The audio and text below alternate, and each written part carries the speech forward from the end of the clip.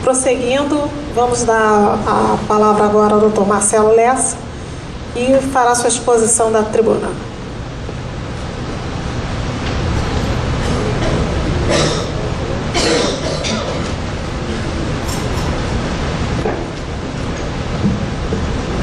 Boa tarde a todos. Quero cumprimentar os amigos Rubens e Geraldo, a Lúcia. Quero cumprimentar os presentes na pessoa do homenageado, do querido amigo Afrânio Jardim.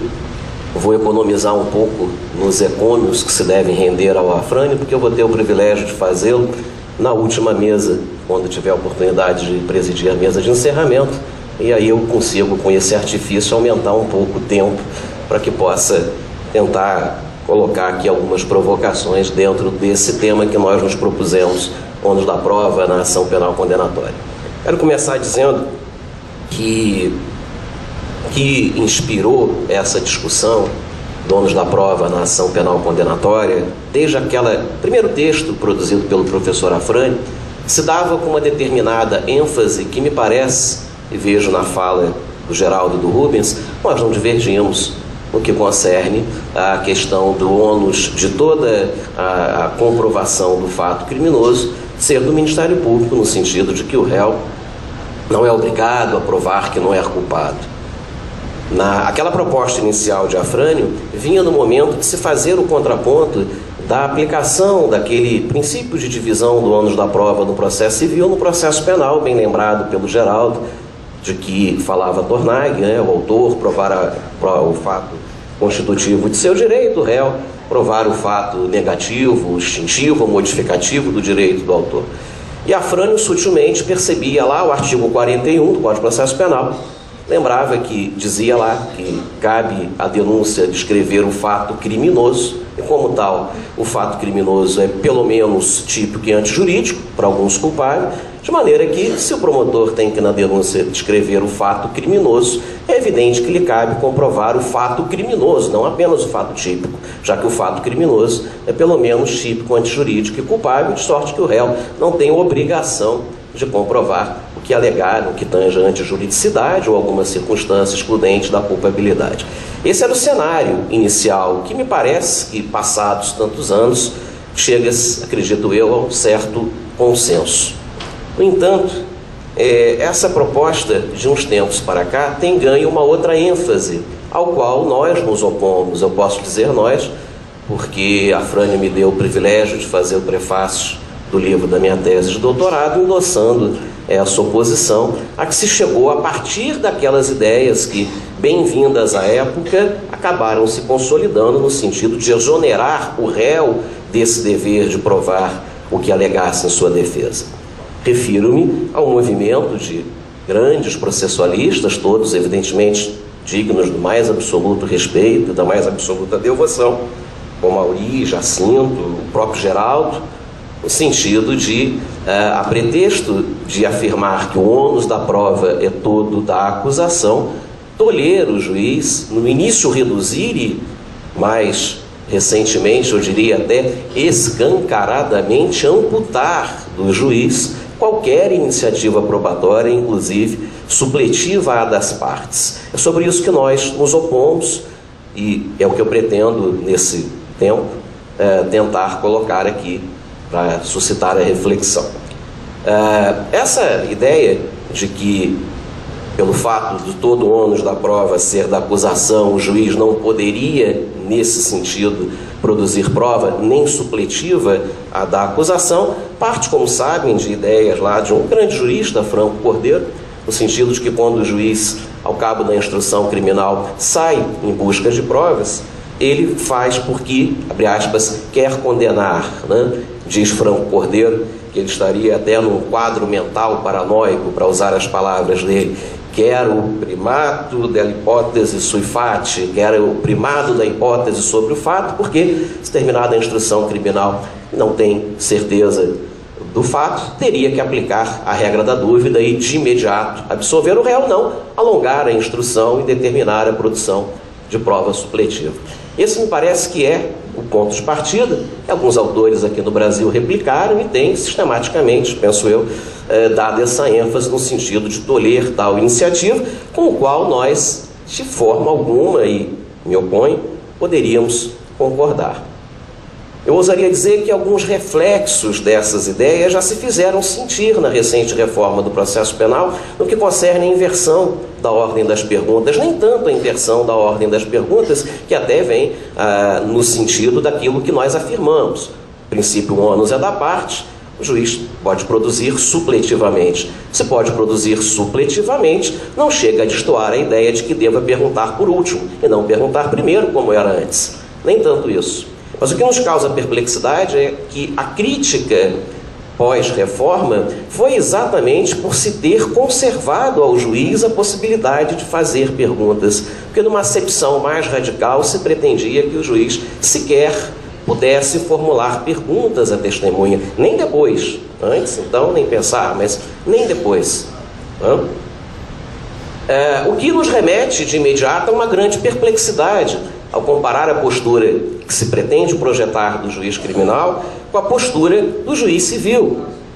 Não pelo Código de Processo Civil antigo, não, mas até pelo que se projeta, já que esse descompasso tem se verificado, inclusive, nos projetos, curiosamente gestados no âmbito do mesmo Senado, com caminhos diferentes no que tange ao princípio dispositivo, né? Cada vez mais o processo civil abandona o princípio dispositivo e passa a se publicizar, e cada vez mais o processo penal, nessa linha radical que nós tentamos nos opor, abandona o que sempre lhe foi tradicional, que é o princípio da publicista, e tenta entrar nessa linha dispositiva que nos parece, data máxima vênia, um equívoco.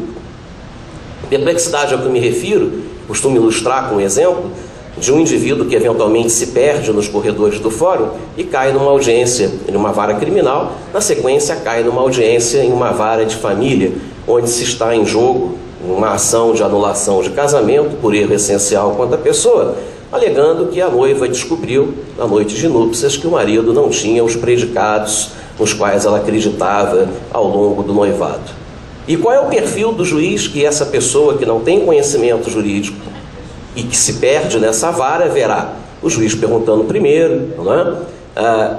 Com o princípio reitor da prova em seu favor, em outras palavras, mais interessado nos predicados com que funcionava ou não o marido, que é a causa de pedir, do que a própria parte, que só vai atuar supletivamente. E logo em seguida esse indivíduo continua nas suas aventuras pelo fórum, cai na vara criminal, que é uma ação penal em que se imputa um crime de latrocínio, imaginemos. E lá, o que vai ver o juiz no desenho que se tenta fazer nessa proposta que nós combatemos? Um juiz absolutamente alheio ao que ocorreu ou não.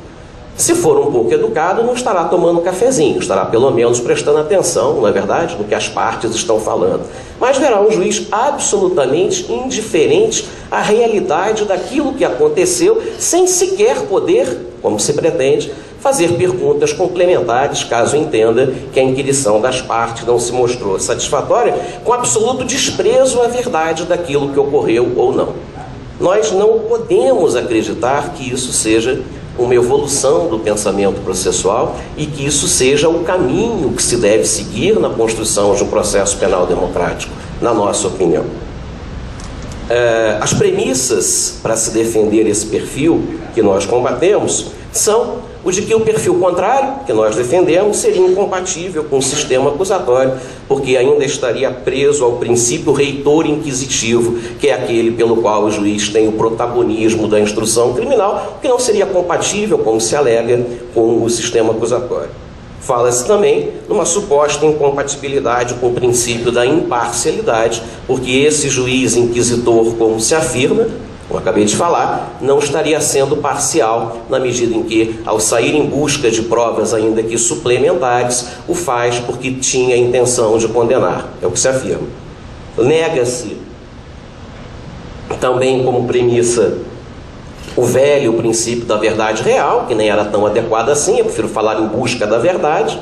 E, por fim, e é sobre cada um desses pontos que eu pretendo me aprofundar, nega-se a teoria geral do processo, porque, na realidade, talvez até por uma questão de superar o incômodo da incoerência, não se consegue explicar como o processo civil tenta abandonar esse modelo dispositivo e estrutura de uma forma e como se quer que, simultaneamente, o processo penal caminhe naquele sentido que o processo civil abandona. Portanto, a solução é dizer que não há teoria geral do processo civil é uma coisa, processo penal é outra. E sobre esses 4 pontos que eu pretendo me aprofundar um pouco. O primeiro equívoco, que com toda a vênia eu me permito apontar, mais uma vez com todo respeito, evidente, a tese contrária, apenas para provocar o debate de todos e a reflexão de todos, é que me parece que esse perfil que se quer desenhar do juiz, esse sistema acusatório puro na realidade, que de novo não tem absolutamente nada, diga-se de passagem, e eu quero reclamar que tem que haver um compromisso ético de passar, sobretudo para os alunos, informações históricas, e que nem sempre se observa isso. Não estou dizendo agora qual é o perfil certo ou qual é o perfil errado, até porque em direito não tem certo e errado, tem aquilo que nós concordamos, aquilo que nós não concordamos. No entanto, me parece que sonegar a informação de que esse desenho de juiz que se pretende passar, esse desenho de sistema acusatório que se pretende passar, dizer que é uma proposta moderna, parece-me uma fraude histórica, na medida em que isso nada mais é do que o velho sistema acusatório romano, que há muito foi abandonado. Então eu cumpro o dever e acho que, por mais que se critique o modelo, todos têm o dever de informar que se quer ressuscitar o modelo do sistema acusatório puro romano, e vamos acreditar, quem quiser concordar, ok, todos somos livres, evidente, para, de acordo com as nossas ideologias, com o nosso pensamento, achar aquilo que nos é mais adequado, mas sem, isso eu me permito denunciar, sem sonegar esta informação que me parece de suma importância. E esse perfil chega, a nosso sentir, ser um perfil ingênuo, não é? Acreditar que o juiz que produz provas supletivamente perde a sua imparcialidade, parece querer criar e querer conceber em pleno século XXI um perfil ingênuo de juiz alheio da realidade, como envolto numa redoma. Se quisermos ser atual e lembrar a novela Saramandaia, como se fosse o Belisário, né? Lá, marido lá do professor Aristóbulo, né? Isso me dá a ideia que se pretende construir o juiz Belisário, né? Aquele que está só com a cabeça na redoma de vidro, completamente alheio do mundo, né? Com uma ingenuidade. Isso me faz lembrar uma história do grande poeta baiano Jurandir Chaves, que morava lá em Itapuã, retratava um passeio de noviças com a madre superiora do Colégio Sion, quando viu um indivíduo fazendo xixi na rua.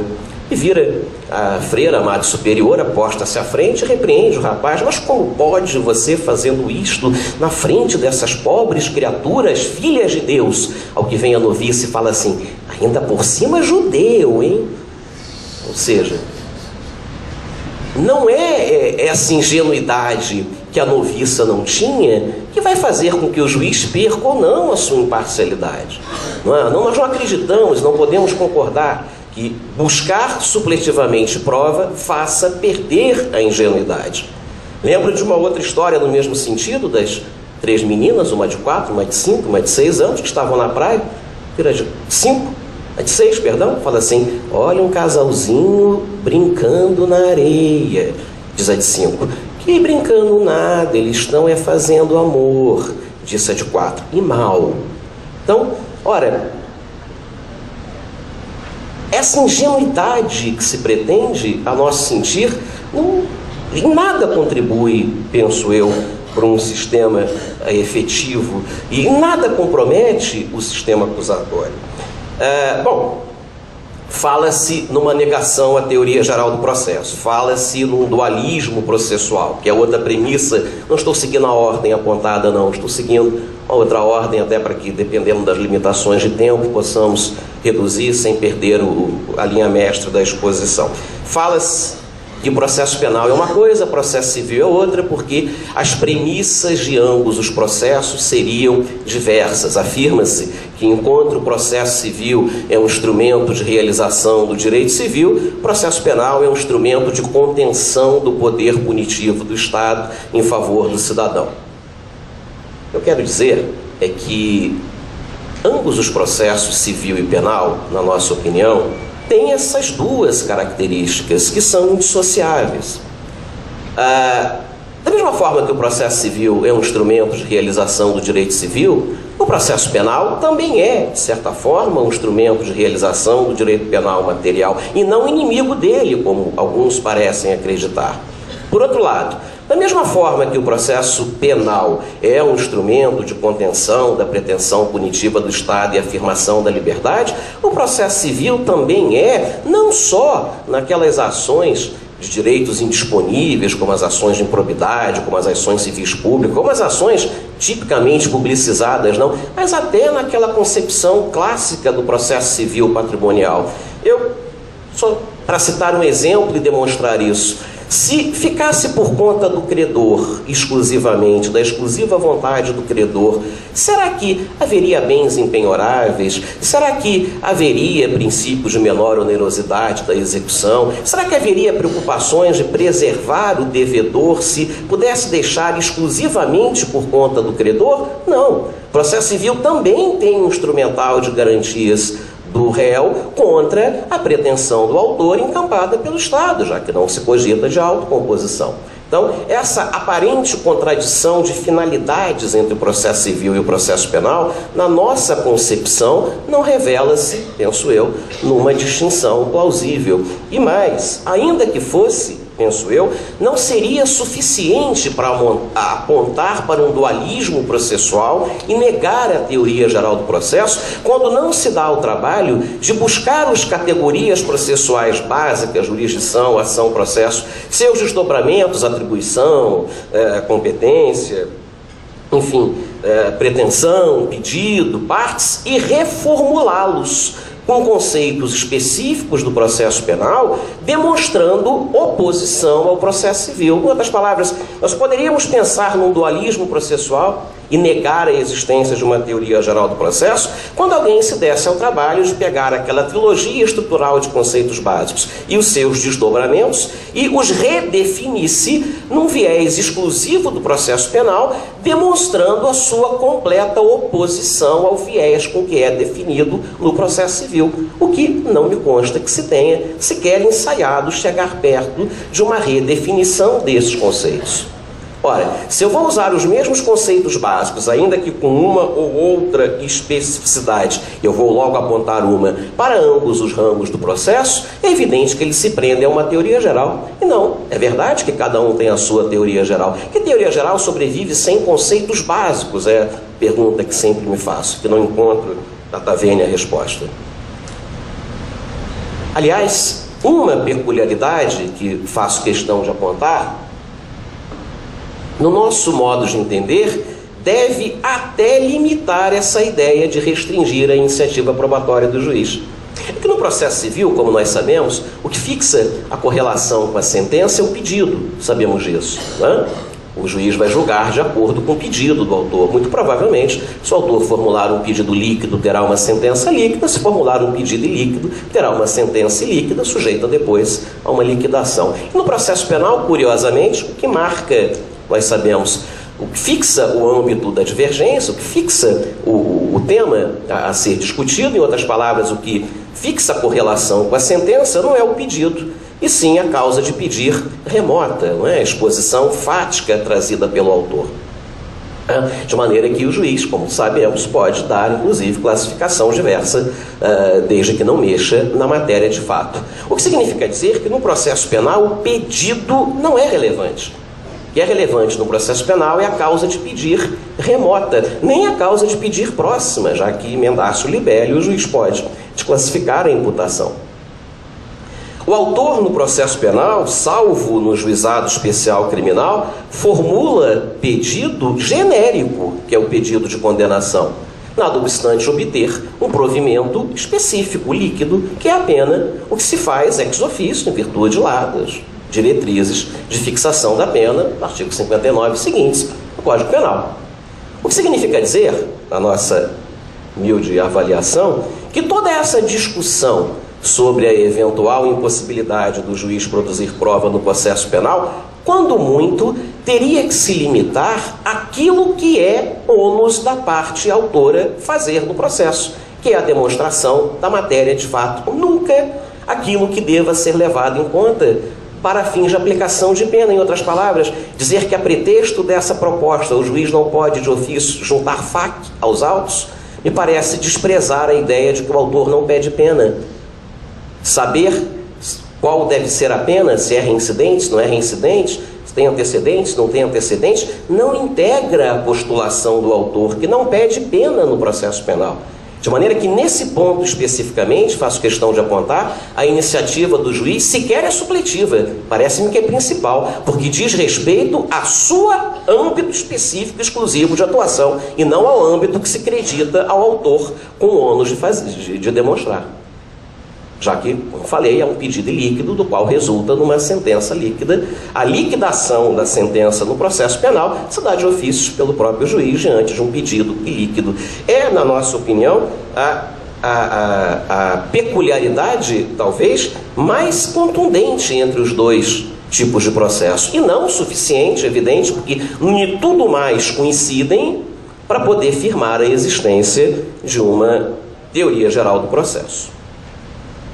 Ainda na proposta desse dualismo, há uma outra premissa que me parece equivocada, a afirmação de que o processo penal traz consequências ao indivíduo mais graves do que o processo civil e que por isso justifica aquele perfil supostamente diferente que se apontou no início. Ora, se nós pegarmos casuisticamente uma ação de cobrança em virtude de um empréstimo que não foi pago e compararmos com a ação penal por um crime de extorsão mediante sequestro com resultado morte, vamos confirmar essa afirmação. Mas, por outro lado, se nós pegarmos uma ação penal no juizado especial criminal por uma infração de menor potencial ofensivo, sequer punida com pena privativa de liberdade, e compararmos com uma ação de improbidade administrativa, vamos chegar a raciocínio diametralmente oposto, que demonstra que isso é casuísmo. Se é casuísmo, não serve para estabelecer como regra que o processo penal traz consequências mais graves do que o processo civil, por isso se justificar o suposto dualismo que se pretende trazer, já que só se chega a essa afirmação ou não a partir dos exemplos de que se partem e não a partir de uma teoria. Isso são meros casuísmos, vai depender daquelas ações que eu vier a comparar. Sorte que me parece que também não é suficiente para que assim se afirme. Falemos um pouco. Quanto tempo eu tenho? 10 minutos. Então, siga. Falemos um pouco da questão da imparcialidade. Imparcialidade, na nossa avaliação, nada mais é do que o descompromisso que o juiz deve ter com as partes. Isso é uma coisa. Outra coisa é o descompromisso ou desinteresse pela verdade daquilo que vai julgar. Em outras palavras, parece que se pretende substituir o velho princípio da verdade real, com todos os problemas que teve, que merecem reformulação, por o que a gente poderia chamar de princípio da mentira real, o que seria uma oposição que nos parece absolutamente inadequada. Não é? Então, não se confunda, na nossa opinião, imparcialidade, que é absolutamente desejável, evidente, com o que eu gosto de chamar, ironicamente, de parcialidade pró-réu. Uma coisa é imparcialidade, outra coisa é a parcialidade pró-réu, que, na nossa opinião, é tão indesejável quanto aquela postura que se criticava antigamente, com razão, da figura do juiz, do sistema inquisitivo, que próprio iniciava a ação, ideias que me parece que, nesse ponto, todos convergimos no sentido de seu abandono. Então não confundamos imparcialidade, todos desejamos, com ter que ser ingênuo, inocente, com aquela madre do Colégio Sion. O juiz está mais para aquela noviça que identificou que o indivíduo era judeu, do que para aquela madre, que nos parece hipócrita até certo ponto.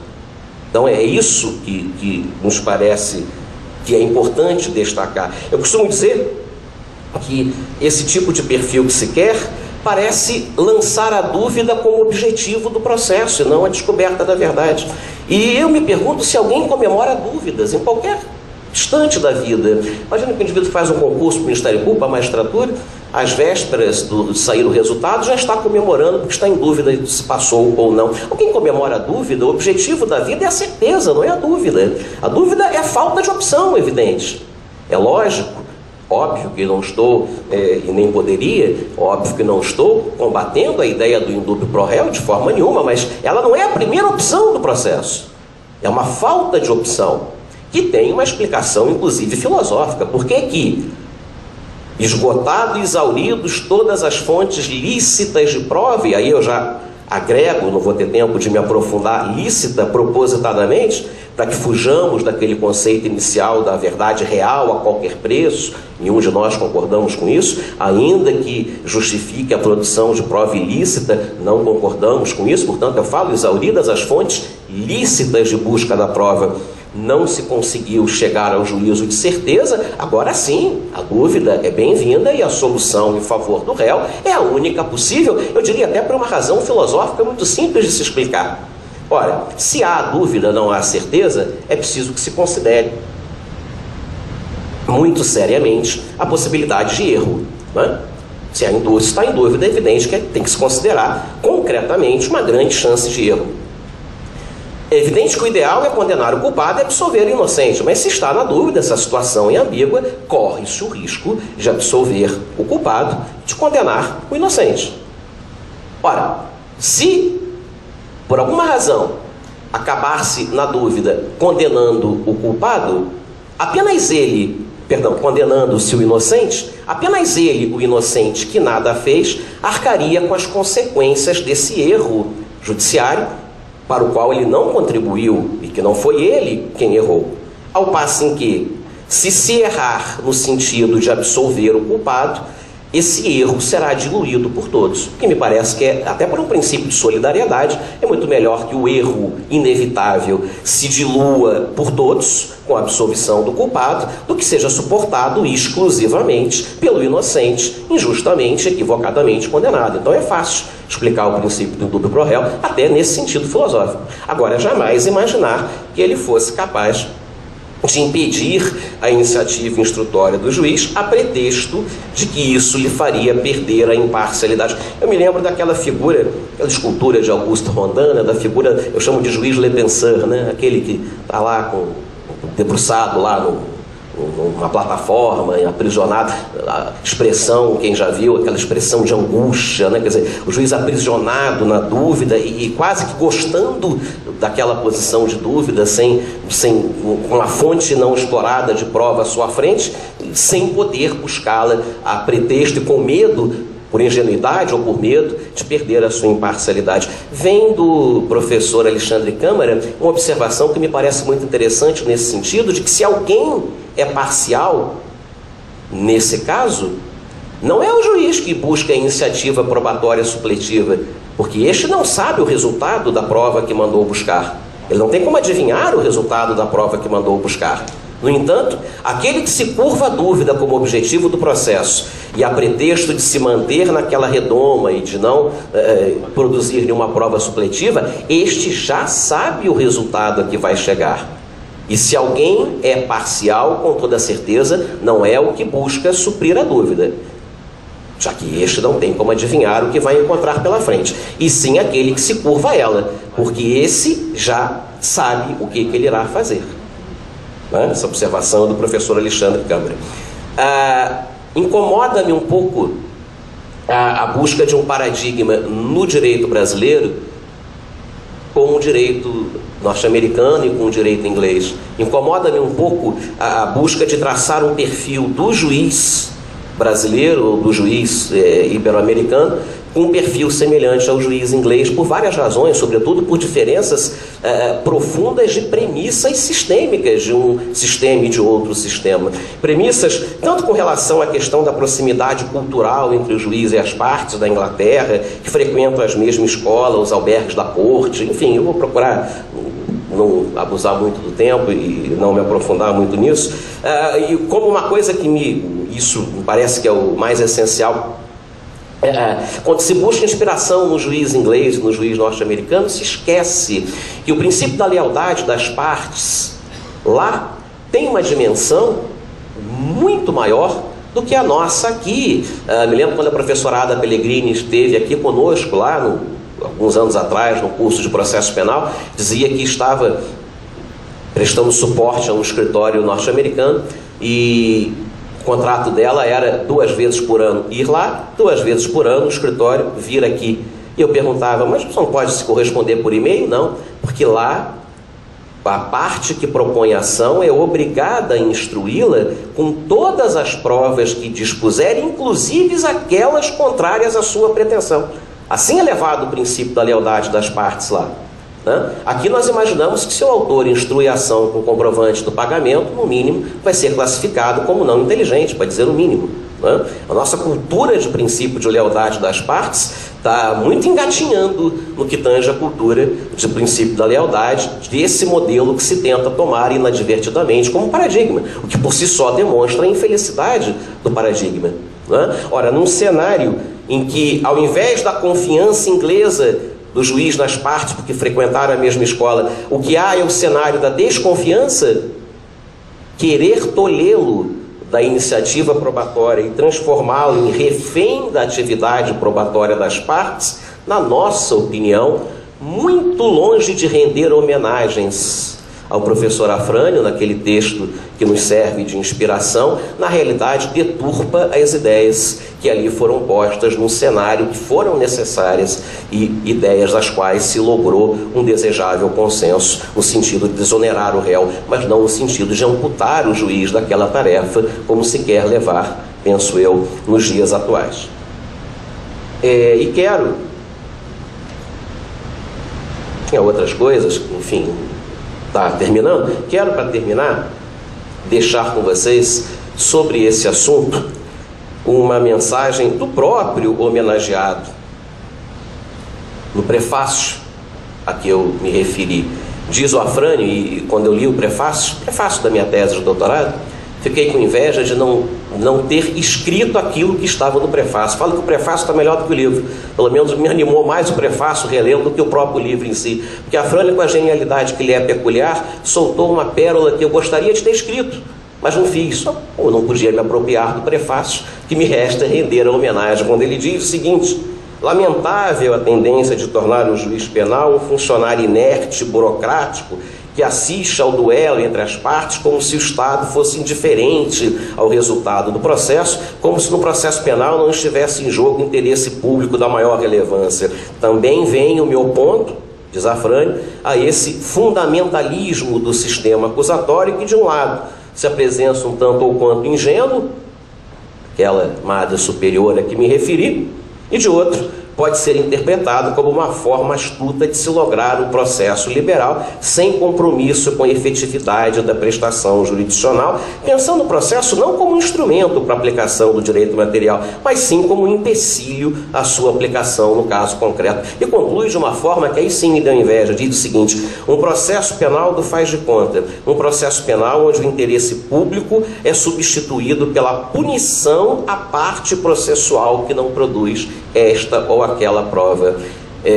Veja, a transformação radical que se pretende a pretexto de uma evolução, quando na realidade é uma involução, que é o sistema acusatório puro, se chegar. Substituir o modelo processual de busca da verdade, com tudo que pode ser aperfeiçoado, e foi uma grande contribuição do nosso homenageado, por um modelo em que a verdade é um detalhe, caprichosamente se renega a descobri-la a pretexto de uma suposta imparcialidade que dela não depende, para na realidade estabelecer o processo como resultado de um jogo de punições à parte. Aquela que se saiu melhor vence, aquela que se saiu pior perde.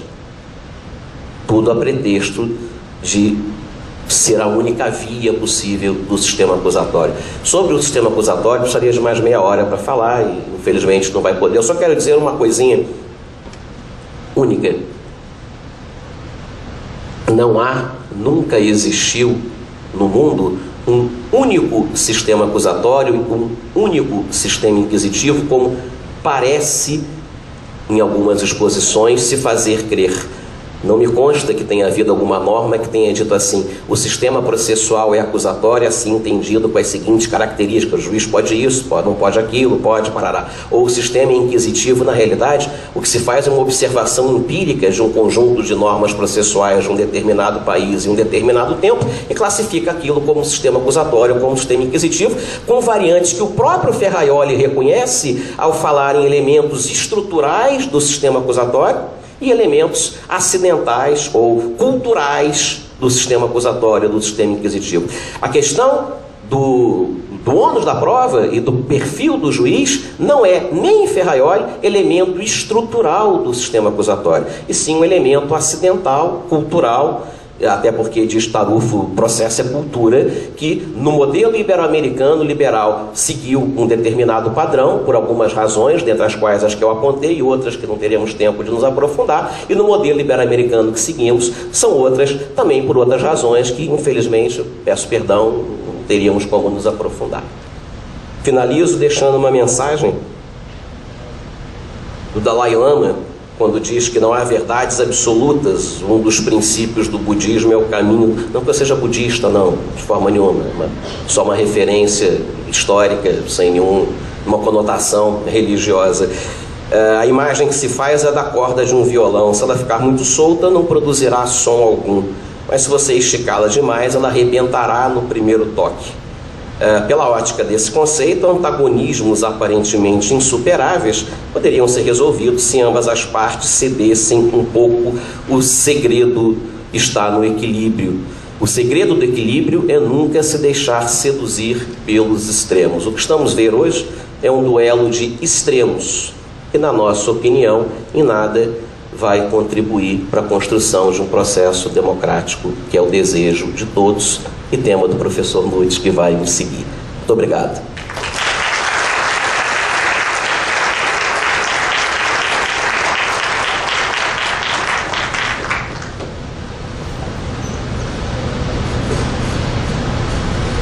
Agradecemos a todos os palestrantes as brilhantes exposições nesse ato. E havia aqui cogitado de abrir para debates, mas acredito que o tempo não nos permitirá. Então, vou passar a entrega dos certificados de participação. Dr. Rubens, em nome do SEAD. Parabéns pela exposição. Dr. Geraldo Prado, foi igualmente brilhante. E ao nosso colega, Dr. Marcelo Lessa, seu certificado. Esse é o